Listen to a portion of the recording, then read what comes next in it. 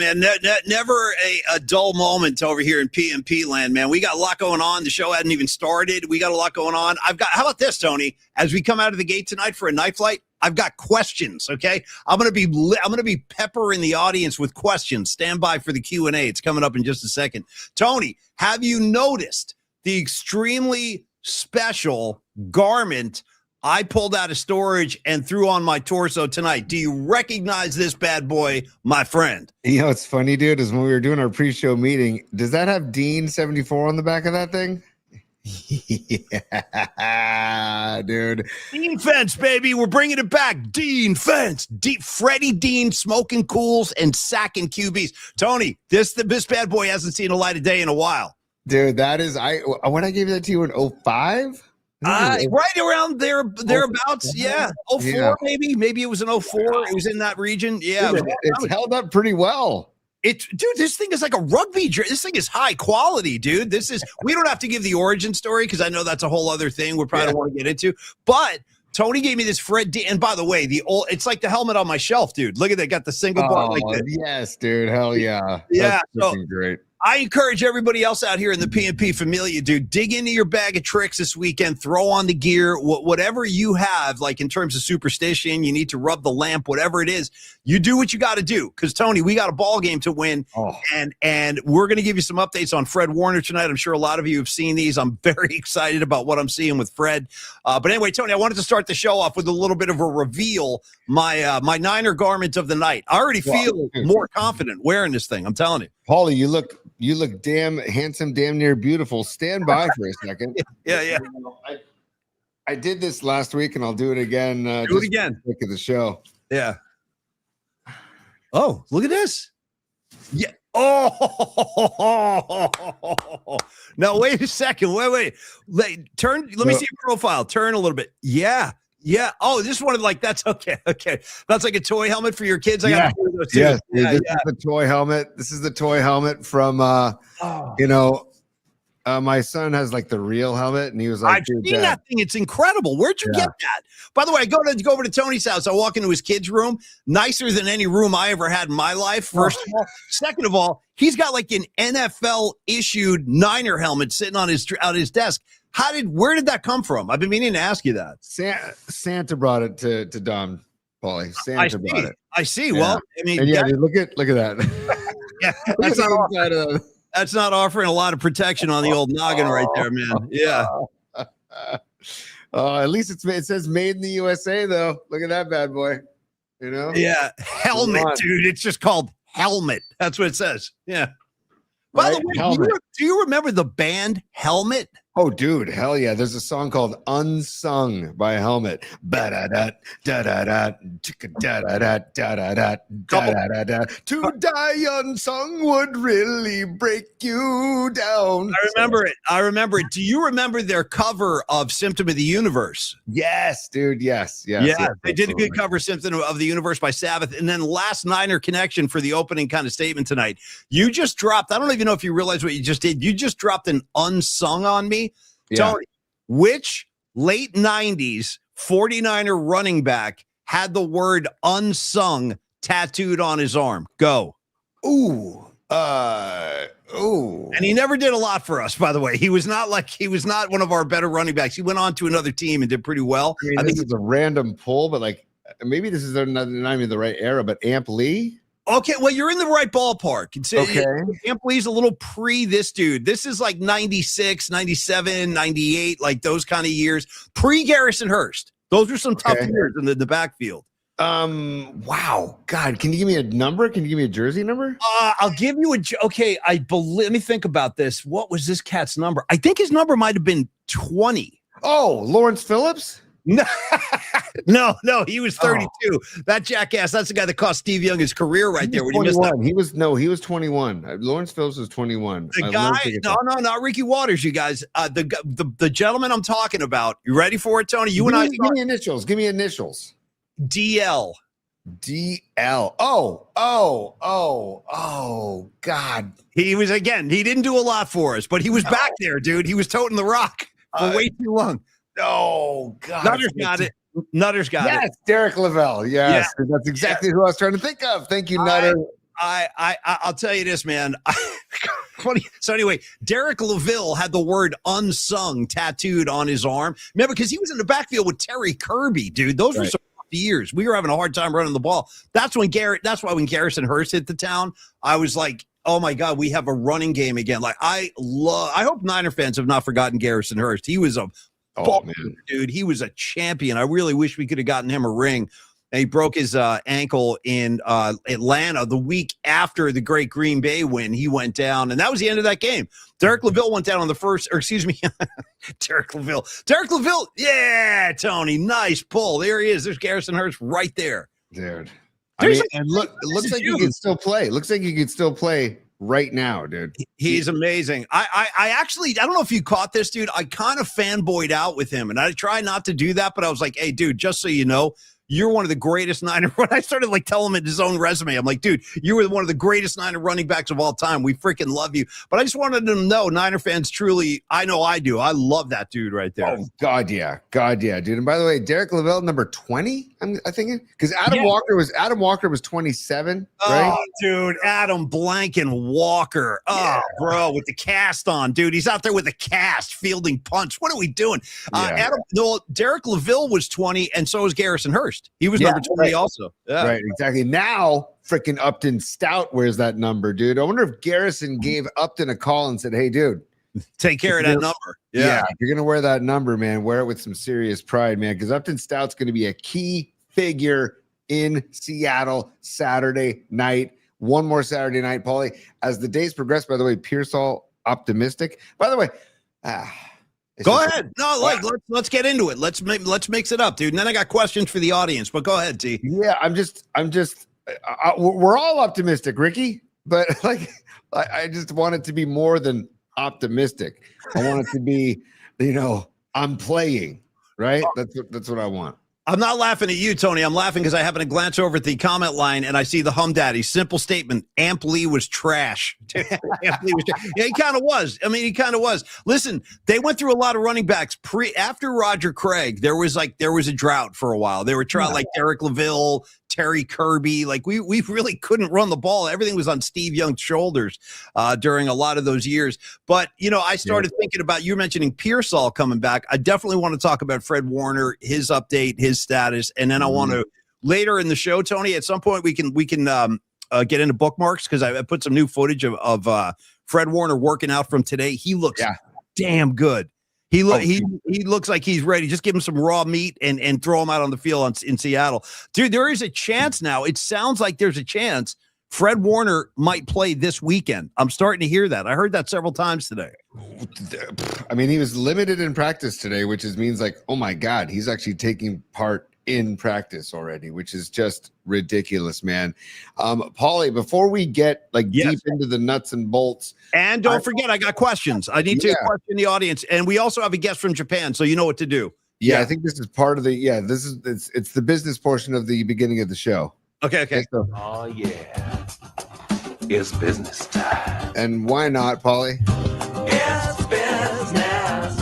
It's business time. I know what you're trying to say. You're trying to say it's time for business. It's business time. Ooh. So, dude, okay, Paulie, first of all, I want to alert people to a couple of developments on the show. We're excited. We're going to have Larry Krueger on the show on Friday. So we're pinning down a time. I'm texting with Larry. But I want him to bring all the notebooks, all the colored highlighters. I want the full Krueger experience, man. I want to go into the Krueger lab. He's probably in the lab right now watching film, and I'm not exaggerating. He's probably doing that right now.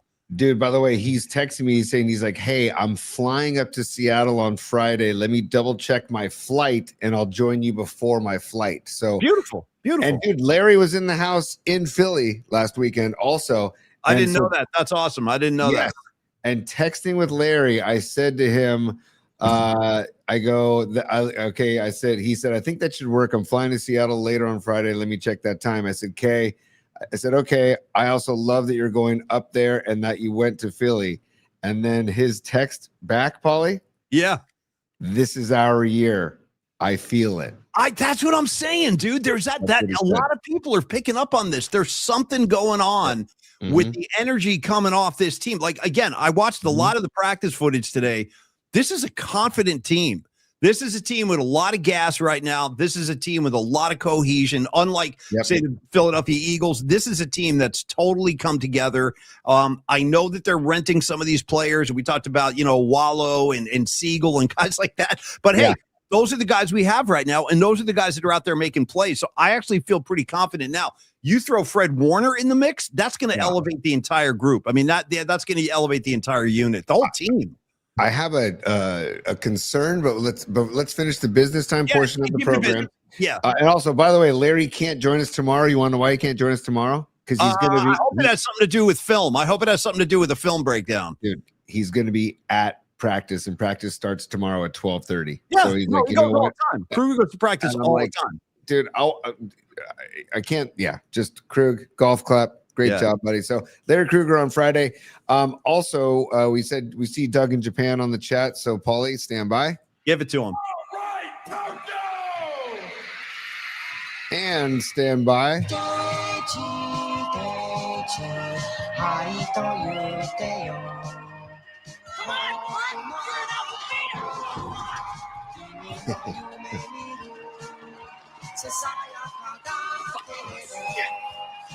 Dude, Ogre.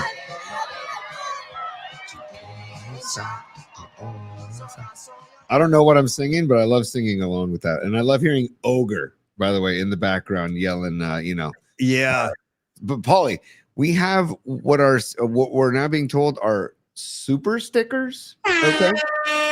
Stand by for this brief interruption. This has a lot to do with the questions I'm going to pepper the audience with. What's happened that I don't even know what's going on our own show anymore? I opened up the board tonight and I got super sticker here, super sticker there. I saw one guy commenting, can they see our super sticker? I don't even know. I have no idea what's going on right now, you guys. I appreciate it. I think can somebody explain to me the concept of super stickers? I have no clue what's happening right now. Tony, and they're new colors. Usually the supers come in like yellow or green. And look at Doug in Japan, by the way, another yen inspired super. Okay, 1,523 yen. 15 hell yeah, Doug. No, is that 15? Yeah, 15 for JJ, 23 for CMC. That's Doug's way of saying that's who he feels needs to step up in Seattle. I dig it. I dig that. Yeah.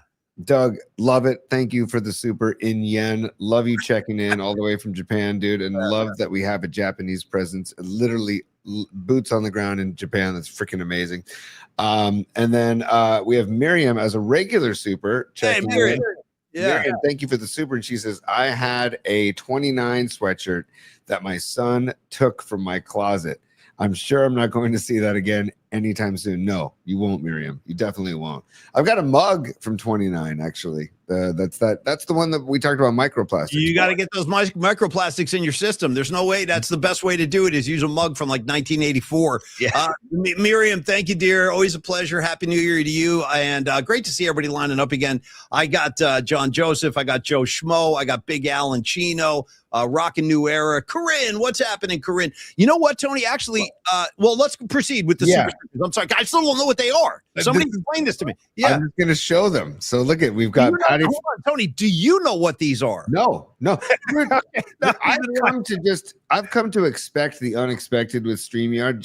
There's so many days I go on to StreamYard and it's like, oh, I've got this new bell and this new whistle and this new this and this. And I love that they're doing things and progressing, but it's like, there's never like an alert email like, hey, by the way, you're going to see this on your interface and you're going to see that.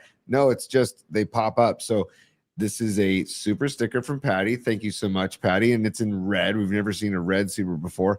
Then we've got Miriam in a blue super sticker. Thank you, Miriam. Yeah. And we've got Patty again as a super sticker. No, that's awesome. Yeah. And then we've got Dom Peralta as $1.49 super. Yeah. Thank you, Dom. And then we got wait a second. Then we got Candlestick Kid. I see him right there. Candlestick Kid 415. Still love that handle. By the way, Big Al, I got you, Chico, brother. I got you. Relax. Big Al and Chico. No big deal. I'm with you, bro. Candlestick Kid. Can you see him? Well, yeah, but I'm not done with the super stickers yet. Hey, no, he is. I think he's a no. Let's see. Lost Sailor. I don't know what's going on, dude. What? So now, and Noemi is a super sticker. Thank you, Noemi, super sticker. Karen Bell, super sticker. Thank you all very much. We're learning as we go. And then Paulie, Candlestick Kid is what the type of super that we're used to. Okay, so this is old school now. We're going supers. Yeah, I don't know. Yeah. Listen, you guys do whatever you got to do. I'm all good with all of it. I'm just trying to get a handle on what's going. No, I love you too, Big Al. Believe me, it's all good, brother. Okay, super stickers, super Tony. I don't know how to distinguish between the two, but I appreciate the love, you guys. So Noemi, see, this is what I thought. Noemi is saying the images don't show. So something tells me they're trying to post stuff, but we can't see it. I don't know, dude. I don't know either, man. But Candlestick Kid says 49ers need to be the first team to have 2 head coaches. Can't let Saleh go nowhere. Absolutely. Pay him whatever he needs to keep him around, dude. Keep Saleh. Hashtag keep Saleh here. That ain't going to happen. I'll tell you what's going on with Saleh. I'm sure some of you, if not all of you, have heard this already. He's already getting calls, interested teams, but he said he will not do any interviews this week. He will do the interviews on Sunday, the day after, which I appreciate. Like, it's not going to interfere with him game planning for Seattle and stuff. So I'm fearful we're going to lose him, but I wish that people. Now, I'm not saying maybe Saleh can go on and have a great career as a head coach. I hope that is the case. Yeah. But again, I wish more people would take a page out of the Bob McKittrick playbook and say, this is my specialty. Like, Bob McKittrick could have been the head coach of dozens of Division I college football teams. He could have been the head coach of an NFL football team. He declined every single request because he was like, nope, I'm working with the offensive line. That's what I do. And look at the results. Like, he was the best at that. So I hope Saleh has a piece of that in him, but I think he's going to want to go for the head coach thing. He's also going to have to come up with a new tagline mantra. All gas, no brake is already used when he was with the Jets, dude, and didn't really work out well for him in New York. And granted, it was a personnel issue as well. But yeah, dude, I feel like he is just suited for that role. Yeah, coordinator. The same way Mike McDaniel suited, City dropping some good riffs right here. Hey guys, don't even worry, because if the Raiders sign him, Saleh will be back in 2028. Great call. In fact, maybe we could swap. Maybe we take Pete Carroll as our D coordinator next year. You know what I mean? He'll be looking for a new gig. Why not? Right? By the way, I apologize, but this is a regular super. Patty, thank you for those super. She says we need to open a support ticket because there should be a sticker that shows up with it. Yeah, no, see, that's the problem. Yeah, I'm sorry. I don't think we're getting that. Oh, wait. Now, Corinne, hold on a second. Yeah, so there's a sticker with Corinne. I see Corinne. I see the globe right there. I see Corinne right there. Now, these just started to show up. Now, there's Patty. These just started to show up. Well, Miriam's got a generic one. Look at Dami right there. Look at the handsome face of a Dom. Hey, Noemi. Tony, is this what they're I'm afraid. I don't know if we're satisfying the people. I hope we are. I'm not sure what these are, man. I'm sorry. I see you guys, but I don't know. Don Peralta saying it's a YouTube issue. That's the other thing too, man. There's so many different platforms trying to communicate with each other. By the way, Paulie, during the holiday break, I looked up to see if there's just one software application that I can download where I can literally take we posted shorts today, a bunch of shorts, right? Yeah. And I have to post them to 5 different websites 5 different times. Yeah. There's got to be software where I can just blast it once and select all 5. Paulie, that software exists. You want to know how much it costs a month for that software? Sure. How about I don't know, $349, dude? Okay, you overshot it. $179 for a month of that. It's just so we can get the tweets out on time and the message. No, not to get them out on time because they get out on time, but I have to do it 5 different times. I just want to do it. Yeah. Give me one hub where I can say, here's the short, and I want it to go to Twitter, TikTok, Instagram, Blue Sky, Facebook, all the above. At some point, and maybe there are some parents in the audience that could assist us with this if there are any young, aspiring kind of sports broadcaster types out there. What we really could use this year, honestly, to get you off stuff like that is an intern. You know what I mean? Somebody to do somebody to handle the social media. The only problem is, as we're set up right now, we'd have a hell of a time trying to pay the intern. But I'd be happy to take on an intern to give college credit. Like that's when I was an intern in college. I worked at a couple of radio stations as an intern when I was in school, and I got college credits for that. Did you guys have a system like that? Like we never got paid as interns in my era, but I did get college credits, which are valuable too.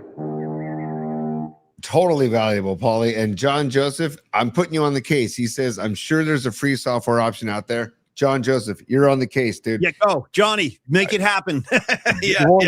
John is like the link to many things in cyberspace, man. By the way, you want to talk about a class that I took in college before the internet existed? Go. It was called Discovering Cyberspace, dude. I took it at St. Mary's College, and it was all about this information superhighway that was going to be created, and it's going to take over the world. And dude, look at where we are, man. Well, do you remember, like, I remember the first days of the internet, like having to deal with it, like trying to sign on. That thing would be like, like grinding gears and everything. And then it was slow as hell. I'd go to like the Grateful Dead page. It would take like 5 minutes for it to load. You know what I mean? It was, it was quite the new frontier back then. But anyway, okay. So are we done with the business? One thing, Hum Daddies Jake is, I think it's Jake. He's asking, what's up, by the way, Hum Daddies? He says, Tony, how are the mini spheres doing? And I say, they're coming. The spheres are coming. I don't know about that, kids. I don't know if that's true. Listen, if the mini spheres, like what are we talking? And how many of them do we need? Why do we need more than one? You know what I mean? How many? Three, Paul. You need three. Why is that? I don't know. Okay. Who's paying for these, by the way? Is the city of San Francisco paying for these? Like who? No, I don't think so. It's literally I'm at Longbridge Pizza upstairs in the office, aka the new studio. This kid's been talking mini spheres for a year now, folks. They're coming. They're coming. Yeah, who's going to play? Who's playing the mini sphere? Effing 901 confirming mini spheres are coming this year. Listen, I'll be there, you guys. I'll go to the freaking mini sphere once they're built and once they're open for business. All right, I did want to say a couple things, Tony, real quick. Yeah. Just as a kind of a blanket statement from you, from me, on behalf of all of us here at the PNP Familia, I do want to shout out our good buddy Dan with NorCal Sports. He is going through a procedure today, and he's down, and he's probably heavily medicated right now, going to be recovering at home. We might even get him on the show next week to check in on him. But I wanted to say, hey, Dan in NorCal, you get well, buddy. Take your time getting healthy, get back to full strength, and we love you. Yeah, look at that. We're getting a lot of love in the comments line for that, too. So, Dan, we love you out there. And dude, then how about the name on Dan? Dan Cochemilio, dude. Cochemilio, dude. Come on.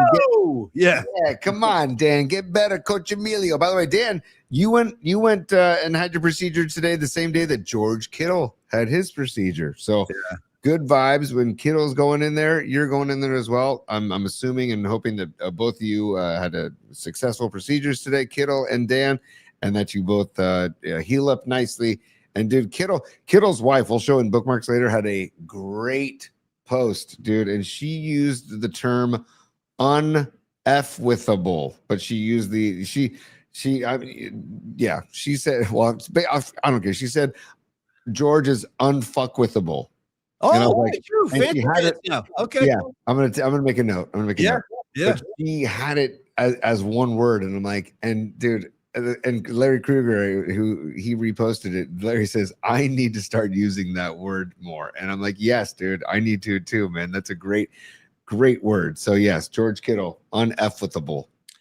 I appreciate that. And we'll go into bookmarks in just a second here, T. You know what I want? Oh, hold on. Here we go. We're getting some information here. Super sticker. I'm reading this from the business center of the PNP Corporation. And the explanation is as follows. Super sticker is supposed to look like this on screen. YouTube isn't. Oh, I see. Okay. Tony, I'm getting an example. I'll hold my phone up if you can see this. That's what we should be seeing, stuff like that. I see. I'm looking at Dom's text right now. Yeah. I like the unicorn, dude, with the rainbow tail. You know what I mean? Like, I don't know what's going on there, but I love this. I love the hot dog. So it's got to be a StreamYard issue. If you're seeing it on YouTube and not on StreamYard, it's got to be a StreamYard. True. That's true. Yeah, StreamYard can be dicey. You know what I mean? StreamYard can be a little dicey sometimes, but StreamYard's figuring it out, and they were just acquired by a bigger company, by the way. So I don't know if that's good or bad, but I don't know. Acquisitions, I don't know if they're always good. So we'll see. But Paulie, we can talk Niners. There's some also real quick. Can I just say congrats? Did you have something you wanted to get into right now? You go first. Go. No, you go. No, you. Okay, like Sala in Raiders of the Lost Ark. You go first. What was I going to say? Oh, it's the Hornets are retiring Del Curry's number 30 jersey. And I thought that was really freaking cool that they're doing that. He was a good player, man. Del Curry could ball now. He was a hell of a shooter like his kid. I mean, not quite Steph, but that guy Del could play, man. He was good. Yeah, totally. And I love that Curry wears 30. And I just think that good on the Hornets for doing that. And Dell, I don't know, man. He's always had such a, I don't know, just a chill vibe about him. And I don't know. I've always been a fan, so I'm excited that the Hornets are going to do that, and I'm sure Steph's pretty excited about that too. I just wanted to give some recognition where recognition is deserved. Wow, now I got to circle back to Big Al and Chico. Now he's quoting freaking all the right moves. We didn't quit, you quit. Great call, Big Al. Great. In fact, I'm due to see that movie. I'm due. It's been a while, and I need to see that again soon. Okay, Tony, I know what I was going to do. Let me announce this, and then we can get into some Fred Warner stuff. I wanted to say one last thing. Probably we'll have a few more things to say as the days go on, but I just got this info tonight, just in case there are people out there that want to participate in this. It looks like the city of San Francisco and Bob Weir's family have put together what they're calling a celebration of the life of Bob Weir. It'll be, and I just got this information like right before the show. I'm going to read to you what I have. It'll be this Saturday, January 17th, starting at 12:45 at the Civic Center Plaza in San Francisco. Here's what it is. Join us for a free public gathering honoring Bobby, whose music, spirit, and humanity shaped generations. Together, we will pay tribute in the community and collective heartbeat that he helped create. Blah, blah, blah, blah. Oh, here we go. Okay, there will be a short procession traveling 3 blocks down Market Street. Nice. Between 7th and 9th Street. Yeah, there it is. That's the artwork. And that'll start at about 12:30 p.m. You know what that sounds like to me, Tony? It sounds like they're going to do kind of a New Orleans style kind of funeral procession. Like where the second line. They call it a second line. Yeah. Yeah. It's more of a celebration. And there'll probably be I bet you that's what they're going to do. It'll probably be a New Orleans style second line procession. And that's, again, this Saturday, 12:45. You can go check it out before the Niner game. I might go over there too. My buddy Dressy said he wants to go, so I might join him. Again, this Saturday, and the final thing is this is not a concert. There will be no live music or any live music performances. They'll probably have some speakers, I guess, maybe like Natasha, Bobby's wife, maybe his kids, people like that. Maybe, I don't know. I'm just like speculating, but that is this Saturday. I might try to get over there to pay my respects to Bobby too. And anybody that wants to participate, I'll probably see you there. So, hey, Paulie, how about you switch with me? How about you come coach Olivia, my daughter's basketball game at 2:30, and I'll go with Drutzy to downtown San Francisco. You know what the problem with that would be? If I put on a suit like Pat Riley and like slick my hair back, and then all of a sudden, like, dude, I got your team like up by 45. You know what I mean? Like they're just dominating. They'd have a hard time going back to Coach Tony. You know what I mean? Totally. Yeah. Man. So I won't be able to make it because I'll be coaching 5th grade girls hoops. We had practice today. What time's the game? 2:30. Yeah, 2:30. So then you got to be done by like 3:30, 4 o'clock, and then I got to prep for Niner ball. We were talking to our buddy Tom today, and he was saying that he bought tickets to a show a while ago, and they're expensive tickets at a show at Yoshi's this Saturday. And I'm like, oh, cool. And he goes, he's like, yeah, it's like a dinner show kind of combo ticket thing. I'm like, yeah, what time does it start? He goes, 5 o'clock. I'm like, oh, dude, that's kickoff for the Niner game. So he's really in a pinch, man. He's bummed out. He's going, yeah, Miriam, Coach Paulie, you feel that? You know what I mean? We'll throw on like a Versace suit. I'll just walk around, hands on hips, like doing total. But here's the thing, Paulie, you have to wear knee-high socks with the old bike coaching shorts with like the 3 snap buttons. And a whistle. Wear a whistle. Yeah, I was going to say, you got to wear a whistle. Yeah. The whistle has to happen around your neck, and you got to be aggressive with that whistle, dude. I got to tell you this right now. When you look back, has there ever been a cooler head coach than Pat Riley, in his prime? That guy, I mean, I don't know. He was the epitome, the personification of cool. So, dude, when I played baseball at USF, right, one of the perks of playing baseball there is that you go into the training room connected to the gym.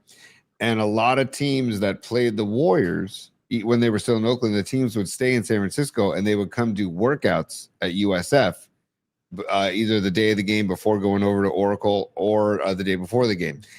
I got to watch Pat Riley hold practice. It was really what with the Lakers?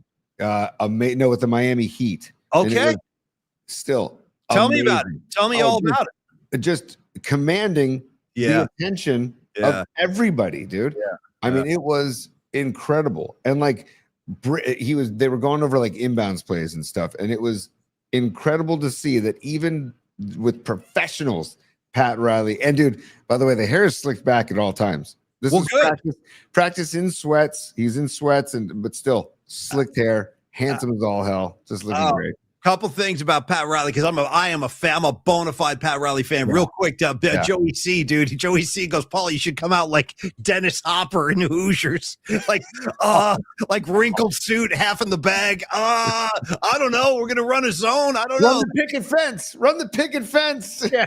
Don't they drag him out?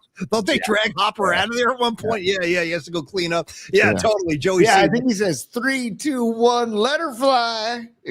So poor Hopper Hopper was great, man. Oh, poor Hopper. But here's the thing, dude. Shout out to Academy Award winner Adrian Brody, who played Pat Riley on that HBO series, Winning Time. Like, I loved Brody as Riley. I thought he did a great job as Coach Riley. I really did. He's probably the best part of the show, I think. Yeah. Him and like you said, John C. Reilly as Jerry West. Like those two. Those two dudes stole the show. And then the actor, I forget his name, the guy who was Jerry West. I forget his name, but he was incredible too. That guy's awesome. I forget his name too, but he's a pretty famous dude too. Yeah. And wasn't the guy who played Kareem? I think he played basketball at Cal. Correct. We had him on the American Mac show. Actually, he's a really cool guy. I thought he was great as Kareem. I thought he did a really good job. That guy. I enjoyed the show. Everybody else hated it. Remember, we had Scott Ostler on. He was like, "Oh, that show sucks." And it sounds like people that were there covering the Lakers like Scott, they didn't like it, but I liked it. I liked the show. I did. Oh, me too, dude. I loved it. I was glued. I'd actually watch it again. Paulie, stand by. Yeah. It's business time. We got a couple of supers here. Joey C, Joseph Cicchini, 2809, excuse me. F Jim Zorn, F Sam Darnold. Yes. F the 12th man. Paulie, you said 1984 Drop Dead Legs, so underrated on Van Halen's 1984 album. Yes, indeed. We celebrated the anniversary of 1984. It was on January 9th, the debut of the album 1984, obviously in 1984 on January 9th. So that when that date happened last week, we were like, we're all over the anniversary. But thank you for the super, Joey Chiquin. And look at the pizza pie and his sticker and his I love Joey C is good people, man. Joey C's been doing it forever. Thank you, Joey C. And I love 1984. And I'll tell you right now, Drop Dead Legs, the jam going out of that song. Like, dude, it's so funky. I love that. This is a great album. Everything on there. That's the thing with the first 6 Van Halen albums. There is literally not one bad song. I defy you to. There's no dead spots on those. That's very rare. Even with a lot of albums I love, I usually skip some stuff. Like not with VH. Every track on those Dave albums is including 84. Absolutely. And I'm going to say this as respectfully as possible, Paulie. The same way we said Aaron Rodgers needs to hang it up. Diamond Dave doesn't need to hang it up. I think he needs to just like change the act to where it's just him chilling, doing more of a lounge act and not trying to get up there. If I was Dave, I would get up there and sit on a stool with an acoustic guitar. Yes. And just be like, hey, here's what I was doing when I wrote this one or whatever. Like, by the way, speaking of, did you know, while we're talking 84, a little trivia, I don't disagree. A lot of people do. Dave is not doing himself any favors right now out there stumbling around. Did you know that the song, I just learned this recently, the song I'll Wait is a song that Dave wrote about looking at Brooke Shields' picture in a magazine. Yeah. Really? So when you hear that next time, he's basically talking to Brooke Shields in a magazine. And he said, you can't imagine what your image means. The pages come alive.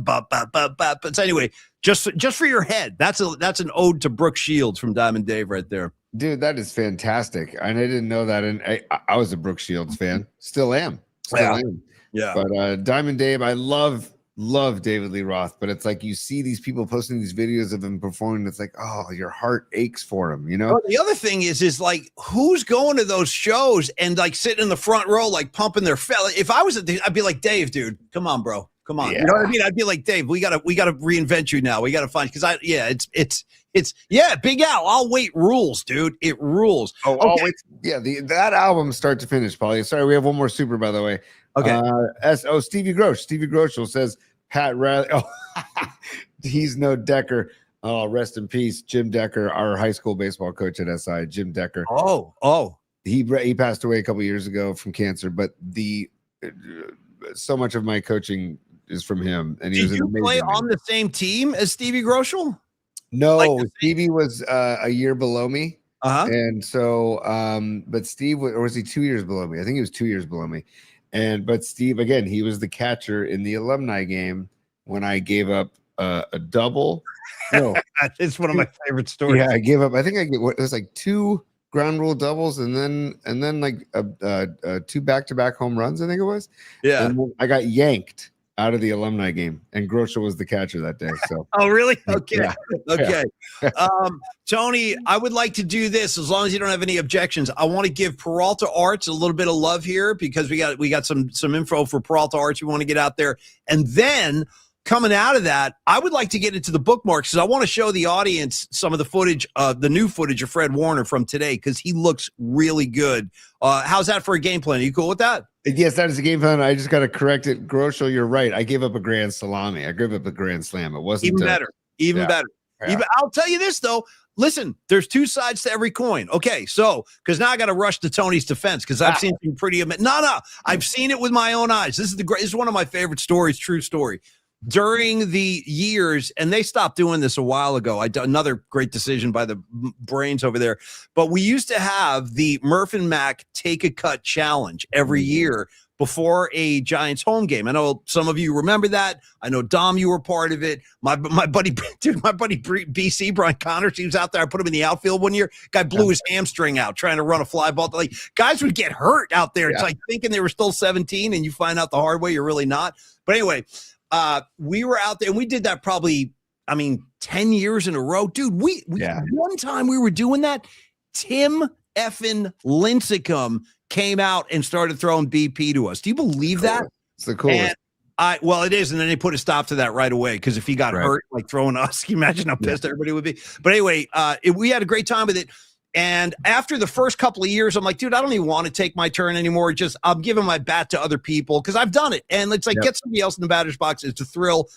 And I would always say, don't look at the scoreboard when you're in the batter's box because it's totally like it can really throw off your perception because you see yourself out there and there's a delay. It's like, don't look at the screen. But anyway, I needed an extra bat one year, and Tony was like hanging around, just like standing on the field. I go, Tony, grab a bat, dude. You're going to be batting in my lineup in a second. And he came in cold. He didn't even know he was going to hit. So first off, Tony comes walking into the batter's box, dude, wearing a skateboard helmet, like not even a batting helmet, like a skateboard helmet, which the look was incredible. And you're batting lefty. So he takes a couple of pitches. Tony takes one right to the freaking warning track in right field. And I was like, damn, dude, because no one, I don't think, left the yard that year. And you almost had a freaking splash hit, dude. You took it to the goddamn warning track. I was very impressed with that. And here's the best part. In the aftermath of that, I was like talking to Murph and probably on the air like the next day. I'm like, damn, that was crazy, man. When Tony stepped in cold and hit the warning track, and Murph's like, no, he didn't. Yeah. I was like, what do you mean? I go, he did it. We were all standing there. He goes, I didn't see it. I didn't he would not accept it. But anyway, I saw it with my own eyes. So that was impressive. You got lit up in the alumni game, but you can hit, kid. You can hit. Oh, dude, it was fun. I mean, that BP in that yard and how daunting that right field wall looks when you're at the plate, man. Oh my God. Not to you, dude. You almost left the yard.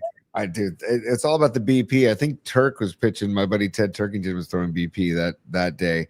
And he's like a machine. He's like one of those pitchers in the home run derby that we watch every year. That's like literally every pitch is in like, a tiny little zone where they don't miss, man. They're thrown to a certain spot for you to just crush baseballs. So that was a lot of fun, man. You're taking me, by the way, speaking of that Supercut Take a Cut challenge. Yeah. Like one of the first ones ever.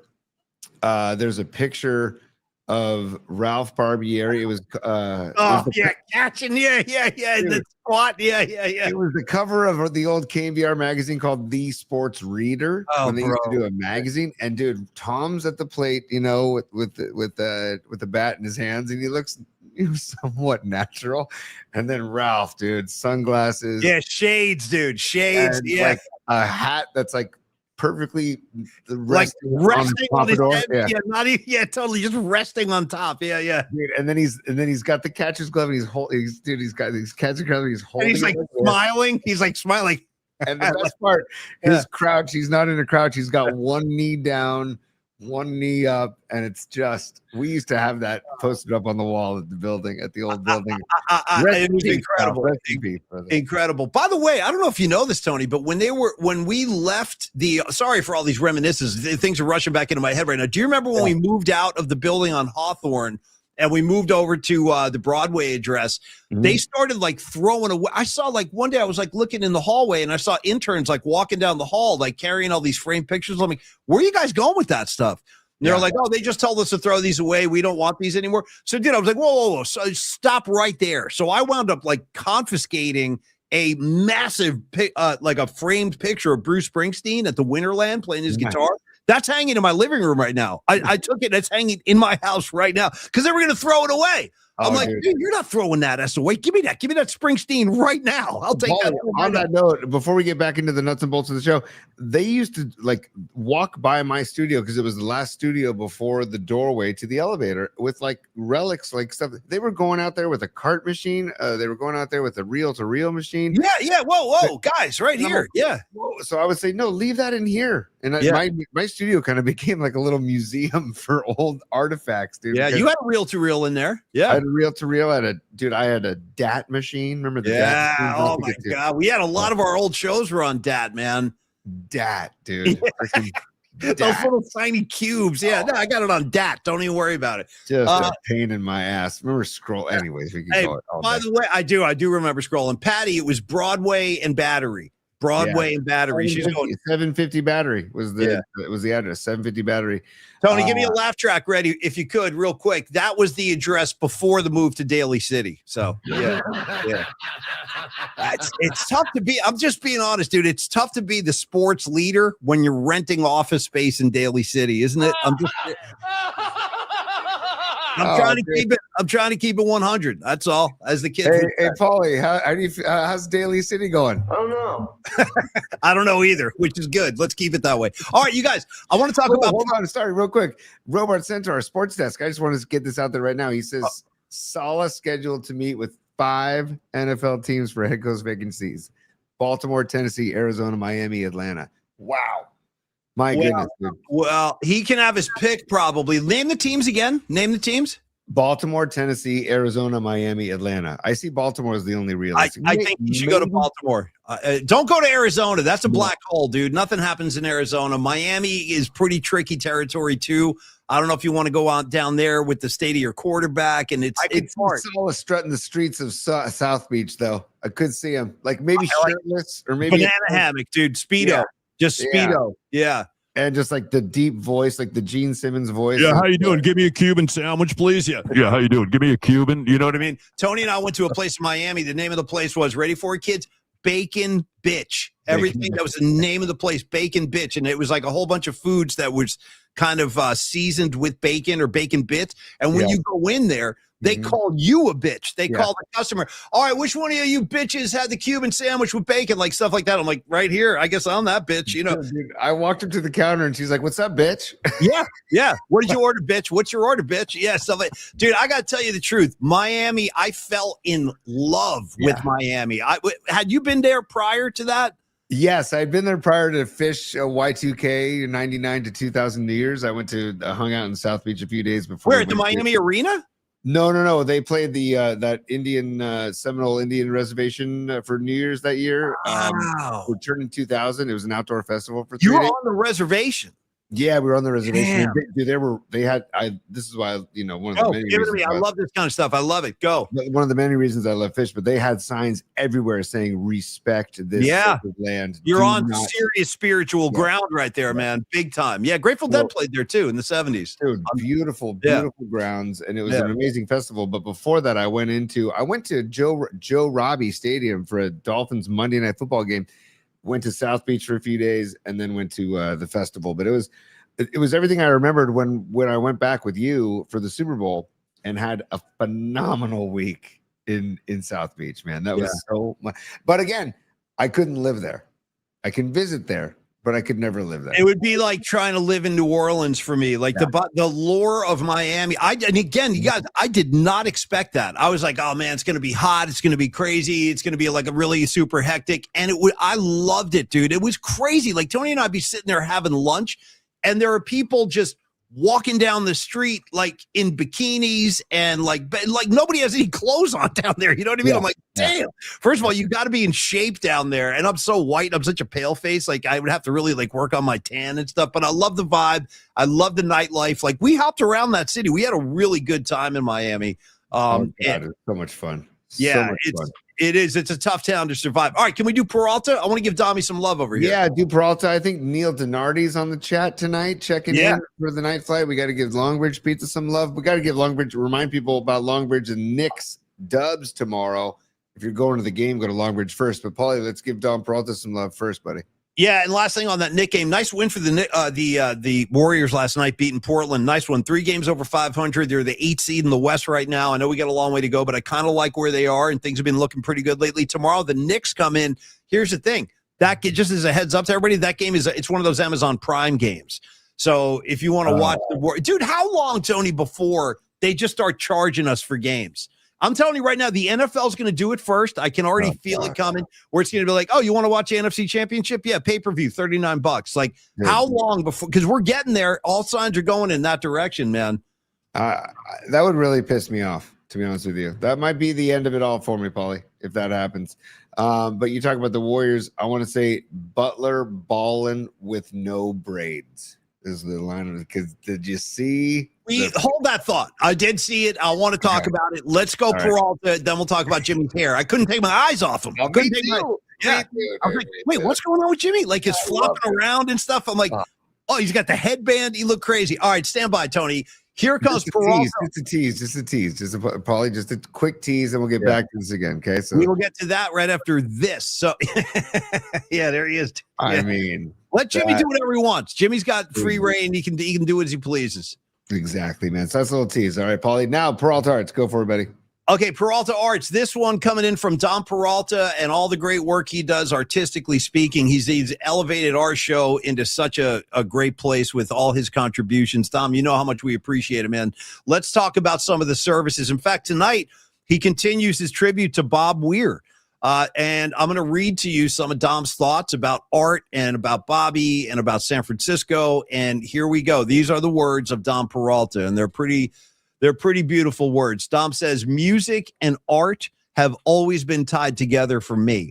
Growing up in the San Francisco Bay Area, Bob Weir and the Grateful Dead were just part of the air, part of the sound, the culture, the way you learn to see things a little differently, sharing particles together. This work in progress sketch, which he started on December 10th, Tony, if you have it, please do put it up there. December 10th, that was on Saturday. He says that is a small thank you for the music, for the freedom, for the endless inspiration. And then he closes by saying, rest easy, Bob. The line keeps going. Dom, I appreciate that, man. Thank you for those words. And then of course, just about the work Dom does and how to get in touch with Dom, how to get a hold of him and talk to him about your next project. The Peralta Arts and Company channel, pop culture, music, the energy within our community, and they do that with every project they take on. That could be logos, that could be posters, that is fine art, of course, and brand visuals, all that celebrate Bay Area culture. I love that, how important that is to Dom. Like, he loves the Bay like we do. He loves San Francisco like we do. And if you want to talk to Dom about your next project, your next event, maybe it's just a special event. You're like, you know what, we need some posters for this, or I need to get some kind of direct mail campaign going. Talk to Dom Peralta. That's the guy. Dominic@stellar.design. Dominic@stellar.design. And Tony, is there any way, I don't know if you have the capability, can you enlarge that, or is that as big as it goes? That's as big as I can make that one. Let me see if we send it on email too. I can try and find it on email too, but it's the sketch that he made. That's just Dom's skills. Just, you know, the guy, that would take me, I don't know, a year to make. What, doing the Bobby sketch? Yeah. Or more. And it's just the fact that he can bust that out is just outrageous, man. So I appreciate you so much, Tom. Oh, I didn't know that I did that. So I apologize. But I told Dom, I asked Dom if you don't mind us sharing it while you create it, and then when you're finished with it, we can show the finished product as well. And he said, absolutely, I'll show the process. So it's a work in progress, and it's just the fact that he can bust that out. Oh, I'm gonna slap some paper down on this desk and bust it out. It's amazing. And by the way, Dom, he makes all the thumbnails for our show too. By the way, that was a word I didn't know a year ago. Thumbnail, except for my thumbnail, but the thumbnail that you have to have for social media and YouTube and all that stuff. Dom does that as well. And so so I was just going to show like tonight's. He made tonight's thumbnail, and for instance, like this is what he made for us for tonight, and this is Peralta Arts at work right there. So see, you got Jimmy Butler's hair, you got Fred Warner, you got Kendricks, you got Pearsall, you got Purdy, you got Darnold, and then of course the logos that he makes for us and everything. So Peralta Arts, like you said, Dominic at stellar.design. Give him get in touch with them on email, or you can give him a call, 650-796-3144. The guy is all heart, man. He's one of the greats. Dom, he's one of the freaking greats. And I need a piece, actually. It's been a while. I need to see Dom. It's been a little bit since we've broken some bread, and we'll do that soon, Dommy. But thanks for everything. And I really appreciate the words about Bobby at the beginning. You know what I'll do, Tony? If I go to the Bob Weir tribute, the celebration we're talking about, City Hall this Saturday, 12:45, I might like film. Maybe I'll film some stuff, and we can send that out to the VIPs, just everybody can get a little feel for it. That'd be great. You know, Tony, another Bob Weir, sorry, this is going to be on my mind for a few days, you guys. I'll get it out of my system, but it's still pretty fresh. So just bear with me for a few days here. Sports flash real quick. Sports flash while you do that. Don't do the sports flash till I tell you what I'm going to tell you, because I know it's coming, and I want to talk about that. But I just want to let people know that up here in San Rafael, where I live, this is the location of the former dead business office, and then another house was their ticket office. So when you used to mail order for tickets, they were going right up to a house up here in San Rafael. They have a remember the big tribute they put up there for Phil, Tony? We filmed the video up there. They have a really nice one for Bobby right now, and people are leaving flowers up there. So there's a big RIP Bobby sign in front of their old office, which is now a law firm. And it's just so touching to see people leaving flowers there. I know they've left a lot of flowers at 710 Ashbury too, but just wants to let people know. Paulie did something arrive at your house today. Patty from Napa. She's a super. She says, Paulie, did something arrive at your house today? No, but that's not. I'm sure if you have something on the way, I'm sure I'll get it. My mailman can be a little flighty. I'm dead serious. Sometimes I don't see him. Sometimes he just doesn't come up here for a few days. I'm not even kidding, man. There was like a couple of times I've really needed documents in the mail, and it's like I haven't seen my mailman in like 4 days. So anyway, Patty, I'm sure it'll get here. I live up on this hill, so I don't know. Well, I don't know what this guy's doing, but I'm sure I'll get it. But not yet. Thank you, dear. Nice. Okay. Sports, PMP Sports Desk update. I know what's going to be said here, but go ahead, Tony. Break the news. Tell everybody. You know about this is about John Harbaugh. Yeah, I've been following the story too. Yeah, go ahead. John, the Giants, New York Giants, are finalizing a deal to name John Harbaugh as their new head coach, and that is a stunner, man. And he wasted no time. And I guess he sees the potential with Scadaboo and Jackson Dart. And I'm blinking on that stud wide receiver they have. I apologize. Listen, I agree with you. I think the Giants they're not close, but he'll make it a lot closer for them. Yeah. Like he'll get them to be relevant again. And you think about Harbaugh, you know, he was the only coach that Lamar's ever had in the NFL. Right. Like it's been Harbaugh and Lamar the whole time. And look at the results there. I'm not saying that's all because of Harbaugh, but I'm saying he knows how to cultivate talent. He knows how to pull the right levers. I like John Harbaugh a lot. I think he got a raw deal down there in Baltimore. But I do think, Tony, this is going to make the New York Giants relevant again. I do. Isn't Winks a Giants fan? Yes, he's a big Giants fan. Dude. Yeah. If I'm Winks, I'm stoked. And Malik Neighbors is who I was trying to remember.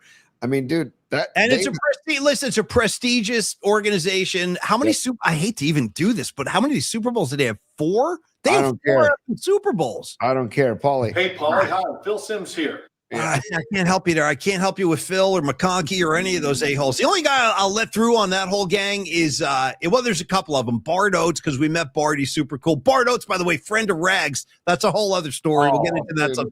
I'm dead serious.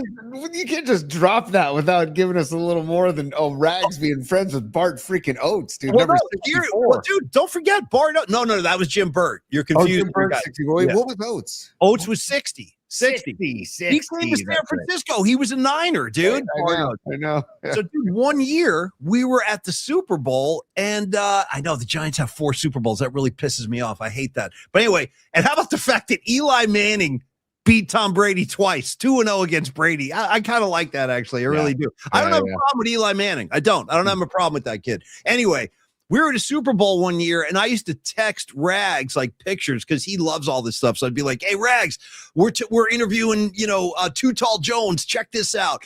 And then 1 year we're sitting there, and I texted Rags a picture. I don't remember where we were, maybe New Orleans. And I'm like, "Hey, Rags, we got Bart Oates on right now." And he goes, "Oh, drop my name. He's my buddy." And I go, so on the air, we're talking to Bart Oates, and I go, "Yeah, Bart, I'm talking to a friend of mine in New Jersey right now on the phone. Do you know a guy named Rags?" Bart Oates, no hesitation. "Oh, yeah, Rags, sure. I see him all the time. I know Rags." So Rags, yeah, here it is. Bart is a lawyer. I used to work out with him at my gym. That's the backstory. Dude, that's all. Give me, if there's footage of Rags and Oates pumping iron together and like maybe slapping like the biceps up there to finish a rack, dude. Oh yeah.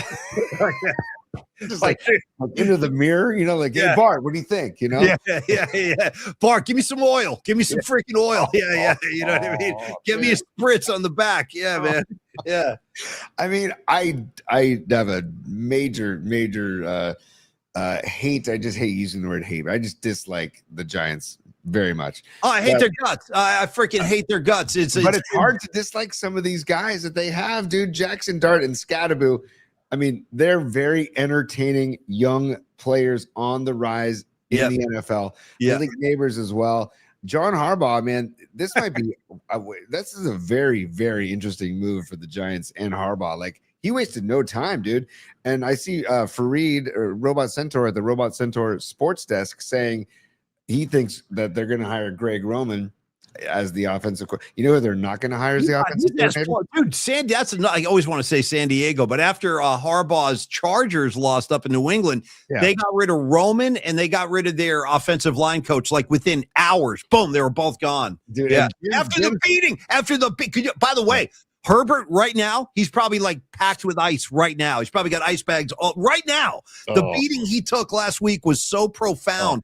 That one where they got him high-low and his back was bent. I'm like, this kid's gonna get killed out there. Like I said, I think it was on Monday. If I'm Herbert, I'm saying maybe he's demanding that he's present at the draft to make sure that all they draft is offensive linemen, dude. Well, you know what happened? I believe, because Harbaugh knows that. Harbaugh's no dummy. Jim Harbaugh, like, if you look at the way he built the 49ers, he built it behind that offensive line so Frank Gore could get off, and that's basically, they had a lot of success. He loves smash mouth football. So, Tony, to your point, they did draft a couple of linemen, but they all got hurt. So all the guys got hurt, and the guys that were paid to protect Herbert, they were never really out there this year. So it's interesting that Jim probably called John and said, "Hey, Greg Roman's available." But you know who won't get hired as the offensive coordinator for the Giants is Patullo for the Eagles. Who would hire that guy? Like, who's going to hire him? They look like, can I say shit? Is that okay? Don't you might want to mark that? Mark that down. What's that? That's 58. 50, Tony. There's an S-bomb. I'll give you another one if you need it. Let me know. No. One's good. Okay, one's good. Well, you dropped an F-bomb tonight, bro. I know. But I just did it once. I wanted to do it multiple times. I wouldn't have dropped an S-bomb if you. I'm blaming you. You started it. I'm just trying to finish it. That's all. I'm just making a note here. 58 S-bomb. We just got to looking out for Cron 4. We love being part of the Cron 4 family. And by the way, check us out on Cron 4 Plus. And Cron 4, 11:30 every night. And on Cron 4 Plus on demand, you can watch any of our shows.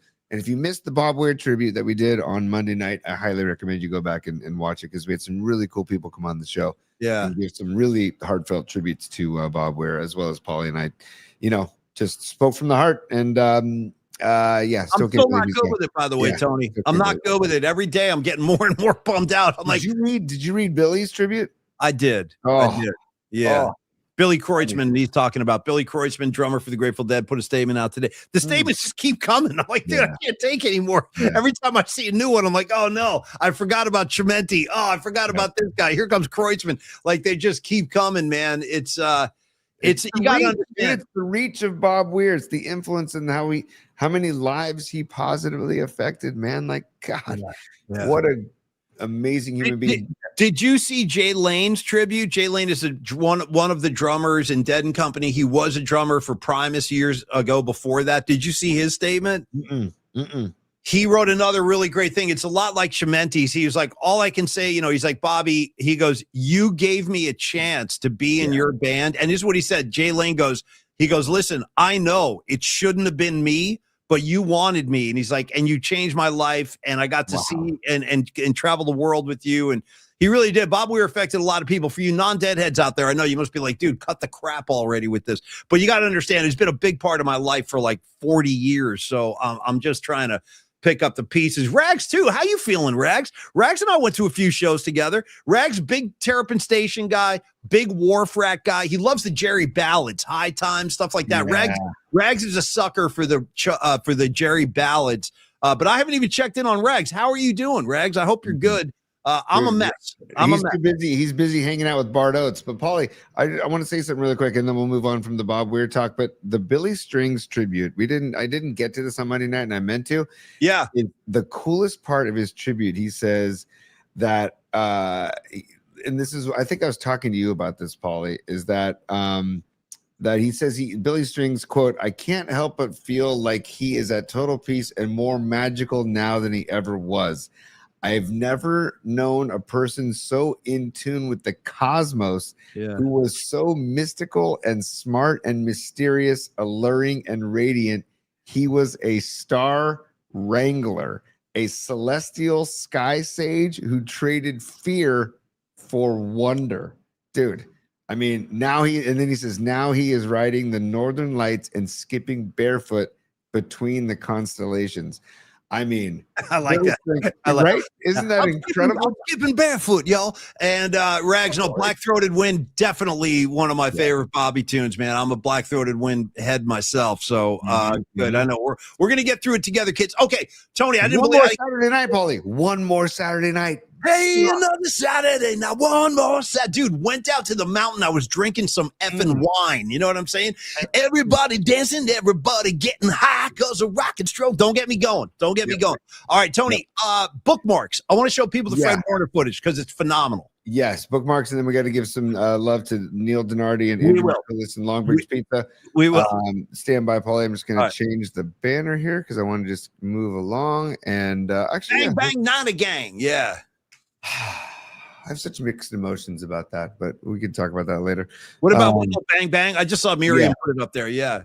No, I mean, I like it. It gets me fired up, and I'm like, but then when you think about the actual words, it's like, well, okay, But stand by, Paulie. We're gonna get Joy Boy going again if you don't mind. No, bring him in. Bring him. Let's go. Why not? I mean, I need some Joy Boy.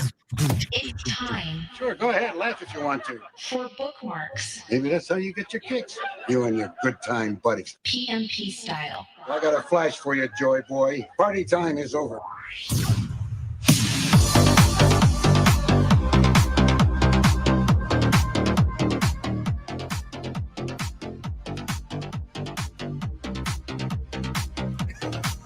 Look at my guy. He's pointing.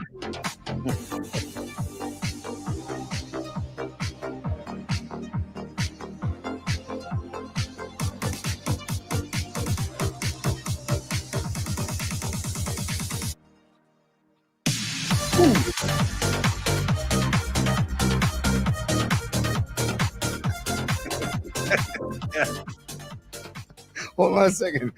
First of all, that people are saying on the chat that is Aaron Cask's morning alarm. That music is his morning alarm. Dude, that's awesome. That's a good way to wake up, dude. I love that. And by the way, that's another Dom Peralta creation. He did all the artwork, the disco ball. That's all. Yep. Bookman. That's all Dommy right there. So if you like the bookmark open, you got to thank Dom for that one. Yeah, that's Robot Centaur, dude. Robot Centaur. That's my ringtone. What? That's a great call, dude. Great call, dude. I love it. We just stumbled on that tune, by the way, one night, and I got a flash for you, Joy Boy. I got a flash for you, Joy Boy. Yeah. Party time is over. Yeah. Here we go, Paulie. Let me get into bookmarks, dude. But Jesus. Oh, too funny, you guys. Thank you for bearing with us as we, That was funny. oh, that's the Bobby stuff. So let me get just a reminder for the Bobby tribute at Civic Center Plaza this Saturday. See you there, kids. Yeah, what was it? 12:45? Did it say 12:45? Yeah, and it sounds like they're going to have a procession from so I think what they'll do, Tony, is they'll start it on Market Street and then turn onto the what is it? Polk Street that comes right in front of City Hall. So I guess it'll be like kind of that's my guess is it's going to be a New Orleans style procession, second line style. Yeah. Okay, cool. I'm gonna scroll down and then we'll come back up because you want to see this. I think this is look at Fred. There might be stuff below this too, T. I'm just giving you a heads up. I think there might be more. Okay, hang on. Let me get the volume down on this. Because I'll put up a little bit, but by the way, right in the shadow of the electric grids, Tony. See him right there? I do. I know. You guys have seen the reports. There's speculation. That's one of the reasons the Niners keep getting hurt. They're too close to those electrical currents. Who knows? I don't know. Look at this guy. Yeah, he looks pretty good to me. Go get him, Fred. Hit something. I mean, he might be my biggest man crush in the history of my man crushes. Honest to God. Look at that, dude. He doesn't look like he's hampered or limited in any way to me. I guess it's the cutting and the starting and stopping. It's right. It's the bursts, man. It's all about the burst. But here you go. Did you put this in there too? Yeah, keep them coming. I put a couple in there today. Yeah. Look, one-handed catch. There you go. Hang on. Stand by. Hang on. There we go.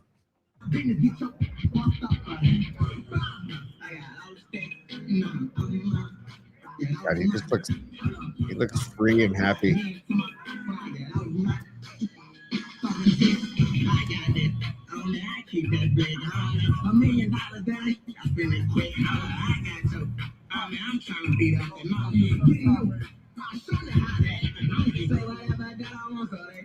Oh, doesn't that get you excited, Paulie? I mean, very excited. And then show the other one again. I want to watch him with the hitting sled again too. Oh yeah, you want to go back to that one? Hang on one sec. Oh, yeah. Hang on one second. Yeah, let me see him hitting stuff. That's what I want to see.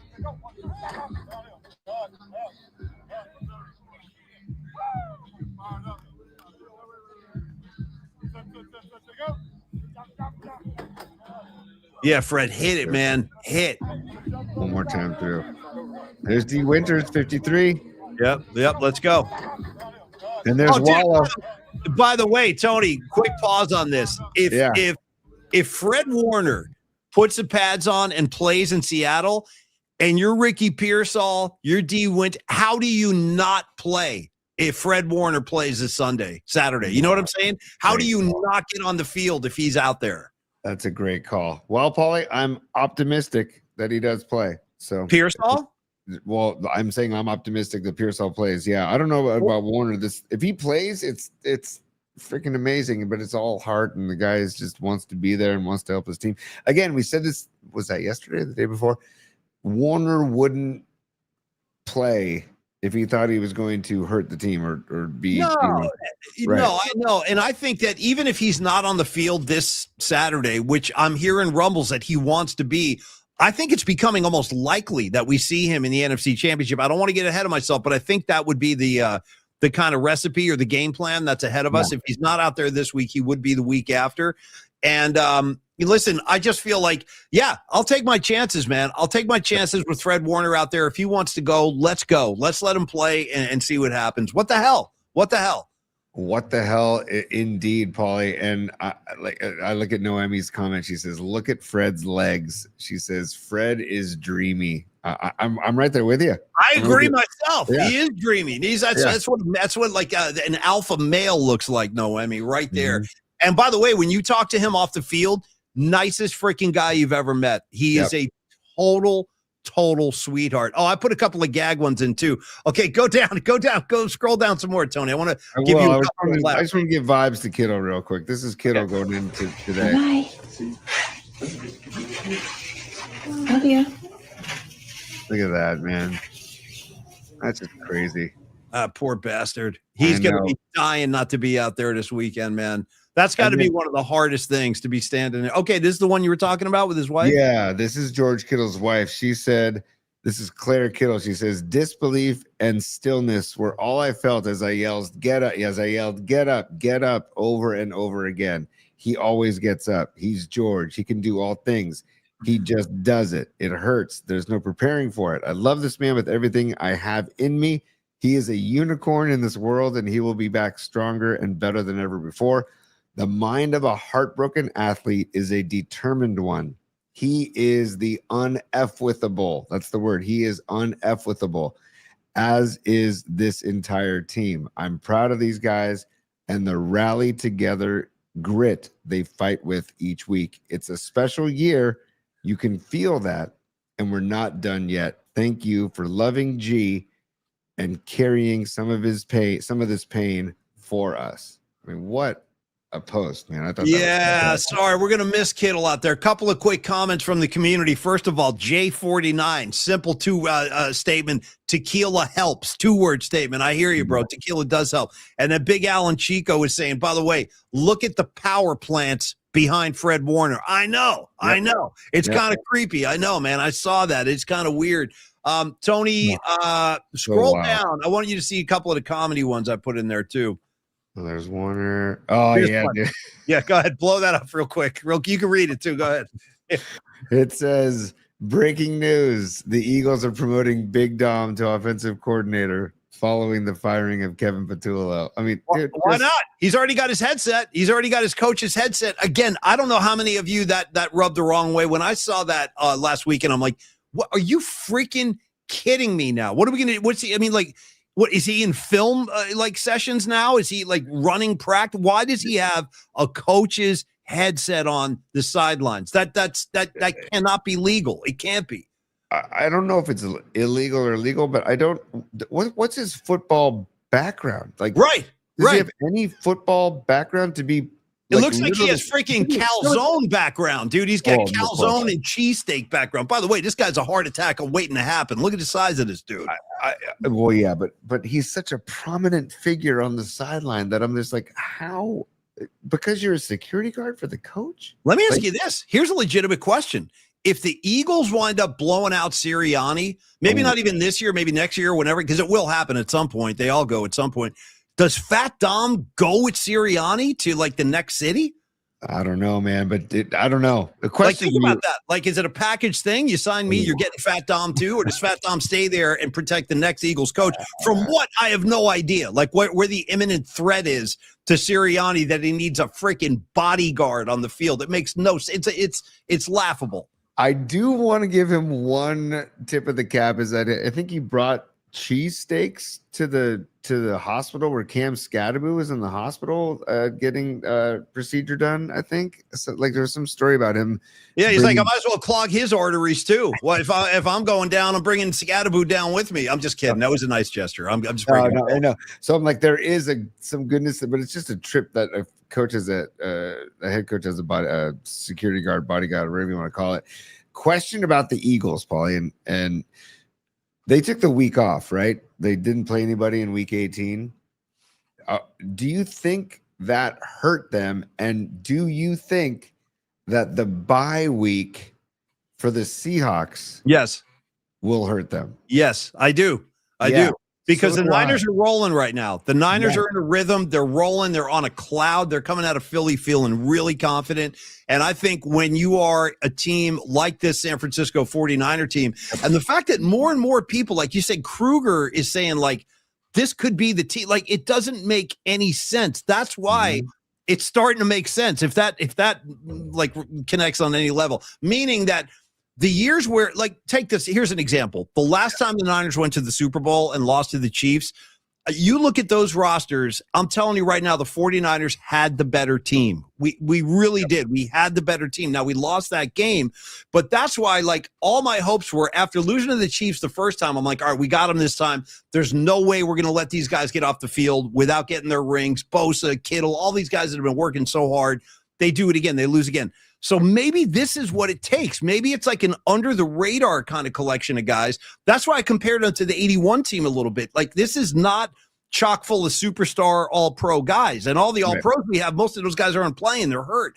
So maybe this is what it is. Maybe this is what the football gods want. Maybe they want like this ragtag group, guys coming in off the street, guys who've been with the team for 1 month, like Wallow and Siegel. They've only been there for 1 month and they're playing great. So I don't know, Tony, maybe that's what the football gods need. I don't know. I'm just throwing it out there as a theory. Steve Young, I don't know if I can't remember if it was on 95.7 or KBR or whatever, but I heard a clip that he was saying that the slow start, he expects Seattle to have a slow start on Saturday because that's why I want my defense out there first. Yeah. Like, let's rattle Darnold right out of the gate. Yeah. Let's rattle his cage, man. Yes, dude. Yes, Rusty Cage. Shout out Soundgarden, Rusty Cage. But yeah, that he thinks that they're gonna have. There's a good chance they could have a slow start because of the bye, and that the Niners need to just be hungry from the jump, from the get go. So that's really interesting stuff, man. I can't. This game. We'll talk about it immensely tomorrow and Friday. We have Larry Krueger coming on Friday. But Paulie, I firmly believe that if they try to shut down the run and force Darnold to beat them, that it could be a recipe for success, you know? Well, yes, Tony, I do. And by the way, real quick super from Robot Centaur, and then I want to do Longbridge Pizza. I want to give Neil Denardi some love. Robot Centaur asking a pretty relevant question tonight. He's saying, guys, talking so much football, y'all hosted a Super Bowl party? You know what? Centaur, we haven't talked about that yet, but I will say this. Listen, if the Niners continue to advance, I mean, we might be forced to do something. Yeah. You know what I mean? Like, we might have to do, honestly. So as of this moment, bro, no, but that could change. That I don't want to put my mouth on it and jinx anything, but that could change. We'll see what happens. Yeah. And if not, we will definitely get the group together again soon. Like the Christmas party was the last thing we did, and that was a lot of fun, dude. The Mahomes pinata, all that stuff, like that was great. Thanks again, HVAC, for that. That was killer. But Tony, we can maybe we'll do another opening day party. Maybe we'll do something for the Warriors as they get ready for the playoffs. We'll figure something out. That's all, Centaur. And thank you, bro. Hope you had a good New Year. Centaur. Thank you for the sports desk. A lot more coming from the sports desk in 2026, Paulie. Stevie B is also a super dude. He says, anyone hitting the Bobby tributes in SF in the Bay at Civic Center. Stevie, we were talking about that earlier in the show. Yeah, I think Paulie's going to go. I think our dear friend David Drutz is going to go. Dom's talking about going. I can't go. My daughter is hoops at 2:30, so I don't think I can make it. But he says, wondering which ones to go to, and agree with Paulie. I feel so much better about our Niners this weekend. Yeah, dude. I think there's a really good vibe. I think nobody wants to play the Niners right now. They're such a dangerous team because they're so loose, dude. They have all the pressure is on the Seahawks. All of it. That's why there's nothing more dangerous than a loose team that's all together on the same page. And these guys seem to have bought into whatever Shanahan's selling right now, man. That is a very healthy locker room. I love the vibe I saw coming off the practice field today. This group is confident, man. This group is confident. And Tony's right. Seattle is the #1 seed. They have all the effing pressure. And don't think the Niners can't roll up there and get a win, dude. This ain't 2014 anymore. We'll go up there and knock Darnold on his ass a few times, and then we'll see what he's got. And that's going to be a key. You're talking about the run game, too. We got to get home. You got to get pressure on Darnold because he does not respond well to it. He really doesn't. And he's not the most mobile guy either, Darnold. He's not like a statue, but he's not Mahomes. You know what I mean? Dude, no, exactly, man. And just to get back to a couple more bookmarks, Paulie, I wanted to share just a couple more things from the bookmarks section. If I can go back, if you just bear with me for 1 second. While you're doing that, I want to address something Gravy's saying right now. Gravy Graves going, my concern is, can this defense do it 2 weeks in a row? It's a legitimate question, Gravy. I think they can, especially with the added lift of just Fred Warner's presence. That's all. Even if he can't play Saturday, guarantee you he'll be on the trip. Guarantee you he'll be in the locker room throwing stuff around, screaming at the guys, getting them hyped up. So, yeah, they can do it 2 weeks in a row. They can. In fact, I think their confidence is so high, they're expecting a performance like that again. The Niner defense, the group itself. And dude, 7.5 point spread. So it's down to 7. They took the half out. It's at 7. Okay, it went back down to 7. That's interesting that it moved to half a point in less than a day. Okay. Yeah. They probably saw Fred Warner practice, and they're like, all right, take that half off of there right now. Dude, see Warner practicing, seeing that Pearsall is a good chance to play. Like, still 7 points is still too much to give the Niners in this game, I feel. And the Seahawks are talking some trash. They got, I think it's either Uchenna, Unwosu, excuse me. And he commented on a Fred Warner tweet saying, the road ends here, brother. And it's like, dude, okay. You're going to add gas to this fire. Okay, go ahead, Seattle. Keep adding to the pressure that's on you. Talk your trash. Take the Niners lightly. Go ahead. Do it. Because this is going to be a dogfight of a game, man. And again, Darnold, 20 turnovers. And I hate saying that because I like Darnold. Nah, really like Darnold. let him have it. Not this week, dude. Let him have it. Yeah. 20 turnovers in 18 games, dude. That's 14 interceptions and 6 fumbles. There's a good chance that he has 1 or 2 turnovers on Saturday night. So he go ahead, T. I'm sorry. No, go. I was gonna Salah's gonna have them ready. Let's just put it that way. No question. And here's one other thing to consider, you guys, that it might not come down to the 49er defense. The game might not hinge on their defense, because think of it in these terms. Brock Purdy really did not have a great game last week. He was okay. He made a couple of plays here and there, but he also threw 2 picks. He mismanaged the clock at the end of the first half, late second quarter, when he was trying to get out of bounds. That was a really ugly sequence. Tony was pissed at Juwan. I was pissed at Juwan. My point is, when Brock has the kind of game he's capable of having, we might not need the defense to do as much as they did last week, because the Niners can put points on the board, man. Don't forget how that offense was humming along. Now, I know, no Kittle. I get it. All these guys. But Brock Purdy can play much better than we saw last week. So keep that in mind. It might be, it just might be a case of the Niners just simply outscoring Seattle if the Niners can do a decent job of holding them in check. So there's a lot of ways this thing can go. Tony, another thing I would like, you really want to take the crowd out of the game? Turnovers. Take the effing ball away from the Seahawks, dude. Boy, the fact that the Niners beat the Eagles and lost the turnover battle and lost the time of possession battle shows me that this team, they didn't play their best football, and they can play a much better game in Seattle. And I think Brock Purdy, you witness things with your kids, like, oh my God, my kid just grew up a ton in that moment. I think Brock Purdy grew up a ton in that Eagles game, because he didn't get the chance to play the last time he was in Philly in the playoffs. He got the chance to show them what's up, and he led that 10-play, 66-yard drive to McCaffrey, ended with the touchdown to McCaffrey. It was like a maturation process for Purdy of being like, hey, I've already thrown 2 picks. I could either be down in the dumps or I could rise up and turn the page and lead this team to victory. And that's what he did, dude. And so go ahead and take them lightly. Seattle, go ahead and take them lightly. Go for it. Go for it. I like Tony dropping a rise up. Come on, rise up. Come on, rise up. And I'm getting fired up tonight, dude. I really am getting fired up. All right, let's do one more super. I see the Hum Daddies have something, and then I want to do the Longbridge spot and give Neil some love. Where are the Hum Daddies? I saw them go flying by. I'm pretty sure it was a super. Here it is right here. I'm just pulling it up right now.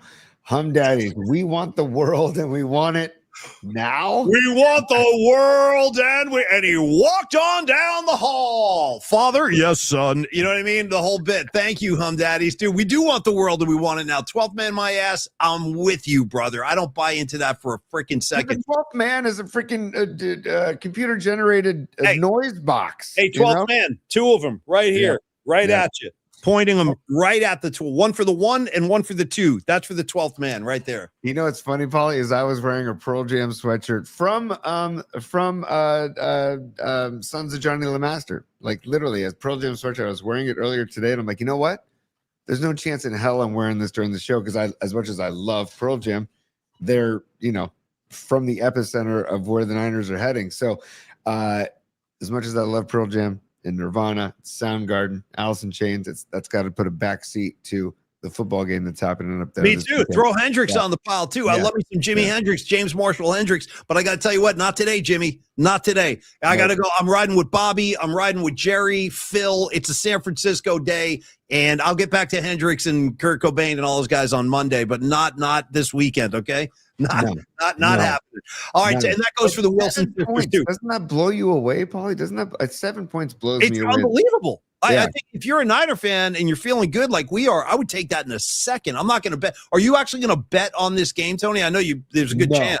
No, I probably won't. I didn't bet on the Philly game, and I probably just don't change it. Don't change your whole mojo, man. Keep it intact. You know what game I might bet on though is taking the Bears plus 3.5. I don't know. I like that too. I like that too. Home dogs in Chicago, really? Yeah. For the guy for McVay, you're giving okay, all right, all right. And by the way, back to the Niner game, Pinheiro could be the factor. Sky Moore, and How do you? I was thinking about this against the Philly because the kickoff returns were poor And against. DeMarcus Robinson, I want more of him out there too. I like what I say. He had 6 catches last week, dude. 6 for $111. He had a real nice game. Is it possible that because the teams have been obviously kicking off to Brian Robinson Jr. and he's been taking the bulk of them, but is it possible that they just march Sky Moore out there on kickoffs, so where he's the only option, and as soon as the ball takes flight, he bolts over and catches it because he is the threat for a kickoff return. As long as Robinson's out there, Sky Moore is not going to see a kickoff return. So I'm just wondering if you just march Sky Moore out there as the lone kickoff returner and hope that he can, pull something out of his, and run something back. I don't know. I want Sky Moore to be a factor in this game on a punt return or a kickoff return. Would you consider, if you ever have another kid, would you consider naming the kid, whether it's a boy or a girl, Sky? With 2 Ys. Yeah. Yeah, exactly. Yeah. Tony, answer the question. Sky, get over here. It's dinner time. How do you feel? I probably wouldn't do it. No, I wouldn't either. Yeah. I do. And I like Brian Robinson Jr. Don't get me wrong, but Brian Robinson's main job is to spell Christian McCaffrey and get positive gains, positive yardage whenever he spells McCaffrey. And he's done a damn good job of that all season long. So I love what I'm seeing from CMC so much right now. Yeah, like he seems to be as healthy as we've ever seen him. I'm knocking on the table right now. Don't worry. But I'm feeling really good about CMC, man. We need another big game from him. Obviously, he's ready to be the workhorse. You want to catch him. You want to run him, whatever you want to do.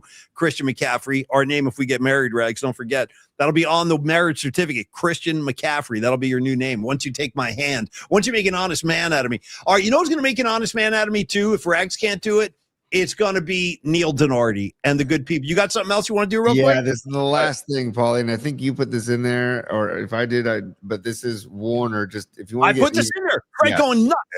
Yeah. Here, stand by. This is Warner.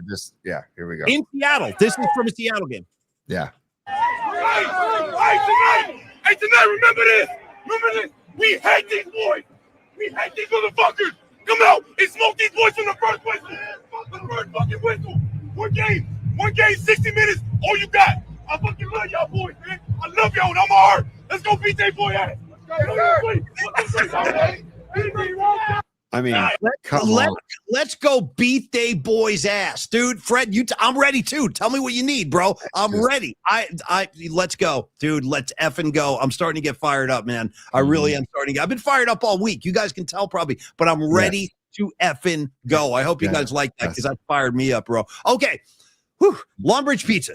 That's where you go to cool your jets. That's where you go to have some. In fact, Tony mentioned it earlier in the show. New York Knicks coming into the coming to Chase Center tomorrow night. You want to go see Jalen Brunson. You want to go see Steph Curry, all the usual suspects. You know what you do beforehand? You go right on over to Longbridge Pizza. You sit down. You watch the pregame on one of the many, many flat screens he's got all over the place in there. You listen to some great tunes, and then you eat the great food that Neil Denardi is preparing for you. Now, Wednesday today, I didn't get in today. We had a whole bunch of stuff going on, Tony and I. But today is sandwich day. So Tony is a big fan of the it's the what is it? The eggplant. You like the eggplant and the veggie cheesesteak that he makes you, which is called the chopped cheese. That is the Neil Denardi version of a cheesesteak. They call it the chopped cheese sandwich. Phenomenal. I'm also a huge fan of the chicken parmesan. Stevie B is a disciple as well. Anybody from the East Coast who has not gone into Longbridge Pizza yet, not only for the pizza, but also take my word for it as an East Coast guy too. Get the chicken parm sandwich at Longbridge. It's the best I've had. It's the best I've had since coming out here from New Jersey. They're really, really good. The laid back vibe, we talk about it all the time. That's a real thing. Join the Vibe Tribe and say what's up to the guys, man. Neil Denardi is easily become a family member. Dude, the Christmas party, we haven't even really talked a lot about that, but the Neil Denardi bocce tournament, bro, these guys, and it's the whole family. It's all of them. It's the sister. It's the freaking brother. It's the mom and dad. The Denardis are the family of the year. Okay, as far as I'm concerned, the family of the year, the Bay Area family of the year. I'm giving you the award right now. And then Big Al. No, Big Al's all over it, dude. Vinny's Gabagool sandwich. Tony, tell them about the Vinny's Gabagool from a meat curious person like yourself. I don't eat cured meats ever, and I had one. I don't know. I think on this show like a month ago, and You've also been putting away the chicken parms quietly. You've been quietly like putting the chicken parms away. Yeah. the chicken parms all have. Oh, here it is. Let me. You know what? Instead of standby, just stand by for a second. Let me just Show off the wares, man. Yeah, it's time for some pizza porn, Paulie, and some gabagool porn. So let me just share the screen for a moment because we got to show. We talk about Neil, the person. We talk about Andrew, the person. We talk about the Vibe Tribe and Andre and Steven and Gabino and Emmanuel and Jorge. I love those guys. All of them. They're all money. But then at the end of the day, it's all about the food. It begins and ends with the food. Okay? It does. Yeah. And this is going to post up here in 1 second. Sorry, my computer's a little slow. Take your time, Holmes. But it should be the gabagool. It should be popping up here in a second here. There it is. Okay. So there's your video of the gabagool. See, they put it all together with the Italian cured meats. There's like coppa on there. There's prosciutto on there. There is salami on there. There might be mortadella on there as well. I think you're right. Yep. Yeah. And you got the provolone cheese. You got the Little Mama's peppers. You got the red onion. You got the sauce. It's a damn good sandwich. And Stevie B's talking about the chicken parm. The chicken parm. You got the drunk cluck, which is the chicken parm with the vodka sauce. And then tomorrow. Madon. Yeah. Oh, Madon. Yeah. Tomorrow has the Detroit style pizzas as well. The square pies, which I love. You do love your crispy edges. You get all excited. Tony's like a little boy when he comes out with one of the, because Neil usually brings a few things out, and Tony's like, "Oh, the square, he's got the squares, dude. The crispy edges." You love that. Hell yeah, dude! And it's all about the cheese, the crispy cheese that burns on the sides. You know, they cook it a little bit longer just to get that crispy edge. And no, go ahead. I don't want to go. You go. I was just gonna say. The dough is sourdough. Yeah. So I told Neil the other day, I'm like, did you guys realize how brilliant that was when you decided that? And he goes, I don't know. We just thought we should do it. Turns out that it's like their staple now. Yeah. And I made some pizzas with not made, but like served pizzas and chopped up some pizzas with Neil on Saturday night at the school fundraiser.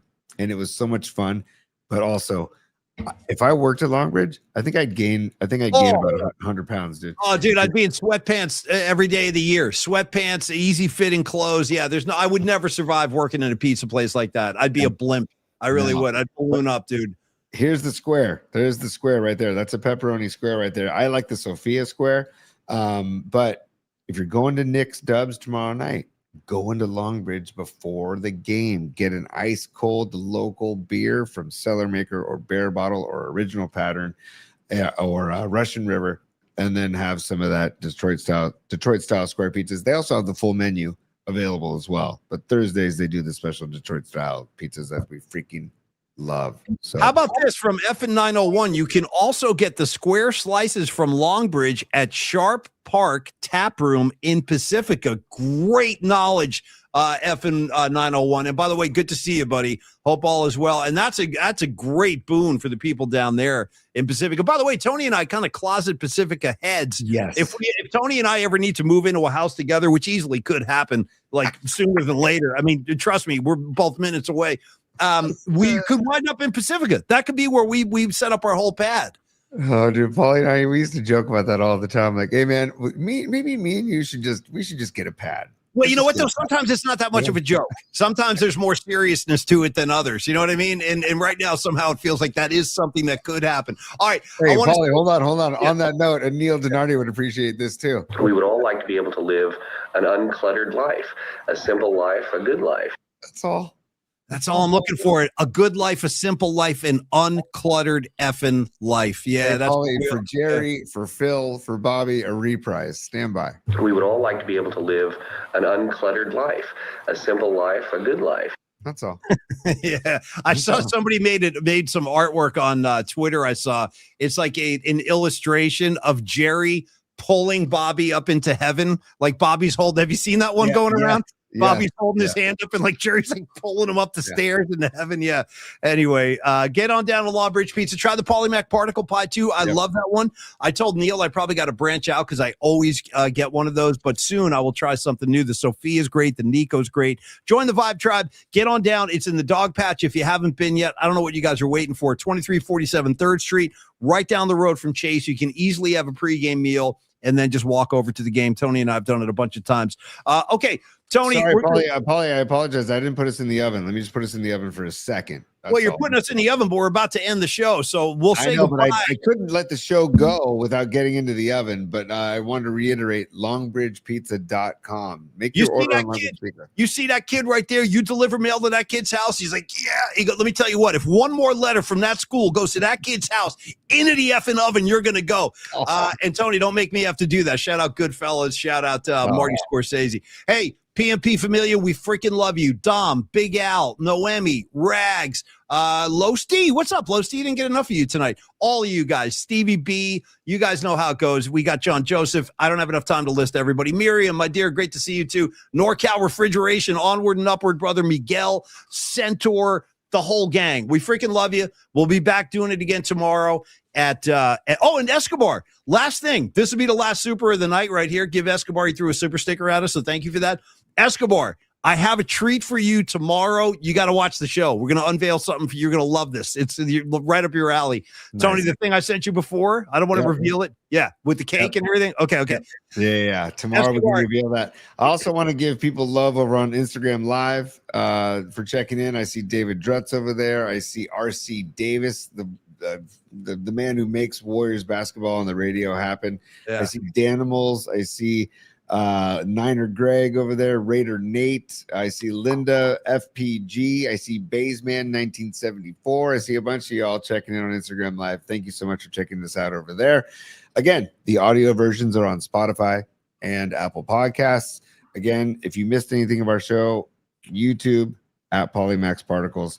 Please click the like button. Please subscribe when you're there. We gotta just we got to grow the brand. We got to grow the brand, as they say. We got to water this thing. We got to nurture it. We got to grow it. It's 2026, new year, a whole new me. By the way, I want to say this too. If you are a Grateful Dead fan, like Tony, like me, like a lot of us are, and you missed our special Bob Weir tribute show, please do pull that up too. It's posted. You can find it on Twitter. You can find it on YouTube, Instagram. It's all over the place. So just pull it off the platform of your liking and enjoy our tribute to Bobby. We had a lot of different people join the show that night and kind of share some memories. It was really cool.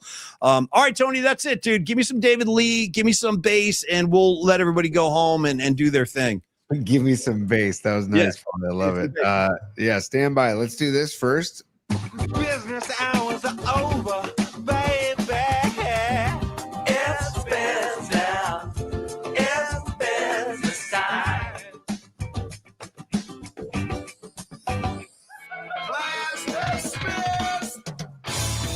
Woo! All right, Big T, a lot of fun tonight, man. Hey, Swong, have a great night. Swong293, nighty night to you too. Steph Curry style, night, everybody. We'll see you tomorrow. We'll be back at high noon. We'll be rocking and rolling and whatnot. And special treat for Escobar and Tony. That's it. Last word for you, bro, and we're out of here. I just can't thank everybody enough for just being a part of this whole scene. Yeah. We love all of you for checking in, for checking out the show, for telling people about the show. Please continue to do so. We're all about the word of mouth. We don't have a marketing department. We don't have a promotions department.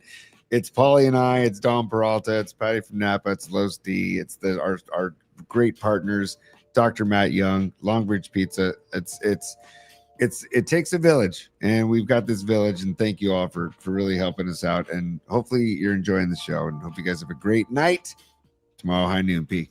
See you, everybody. Much love. We'll see you at high noon tomorrow. Cheers, y'all. Peace.